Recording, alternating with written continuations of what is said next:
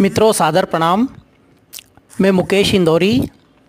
संस्था अखंड संडे के तत्वावधान में कवि श्री कार्तिकेय त्रिपाठी राम की दूसरी किताब मंद मंद मुस्काते भोले कविता संग्रह का 116वां ऑनलाइन लोकार्पण पाणिनि संस्कृत विश्वविद्यालय उज्जैन के पूर्व कुलपति आचार्य श्री मिथिला प्रसाद त्रिपाठी, वृंदावन से यूपी रत्न प्रख्यात साहित्यकार डॉक्टर गोपाल जी चतुर्वेदी, देवपुत्र बाल पत्रिका के संपादक श्रद्धेय गोपाल जी माहेश्वरी के आतिथ्य में आज दिनांक 28 नवंबर 2025 शुक्रवार को किया गया।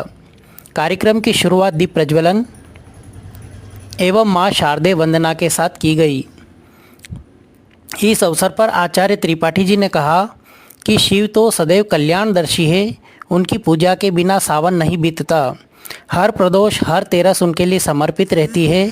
सोमवार भी चंद्रमा का दिन होने से उन्हें समर्पित रहता है। कवि कार्तिकेय ने भोले स्वभाव के भोले को हर रूप में देखा, परखा, अनुभव किया और शब्दों में अभिव्यक्त कर ये संग्रह रच दिया। ये संग्रह जनमानस में आध्यात्मिक चेतना जागृत करने में सहायक है।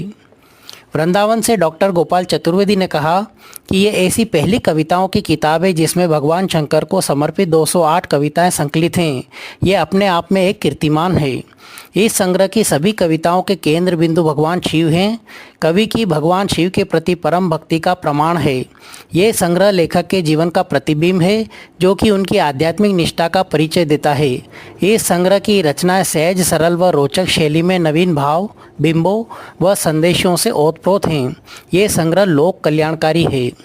वहीं गोपाल माहेश्वरी ने कहा कि शिव ही साहित्य का मूल प्राण तत्व है। शिव से ही साहित्य का सृजन होता है। सत्यम शिवम सुंदरम यह साहित्य का केंद्रीय भाव है, उसकी आत्मा है। इसके बिना रची गई रचना साहित्य की श्रेणी में नहीं आती। इस संग्रह की हर रचना में शिव तत्व समाया हुआ है। सत्यम शिवम सुंदरम के भाव को इस संग्रह की रचनाओं में महसूस किया जा सकता है। वहीं कृतिकार कार्तिकेय त्रिपाठी ने कहा कि आध्यात्म और लेखन के गुण अपने पिता सीताराम त्रिपाठी से मिले हैं। शंकर जी ही आदि अनंत हैं, वे ही हमारे जीवन के पथ प्रदर्शक हैं। जनमानस तक ये पावन संदेश पहुंचाने के उद्देश्य से ही इस संग्रह की रचनाओं का सृजन किया है।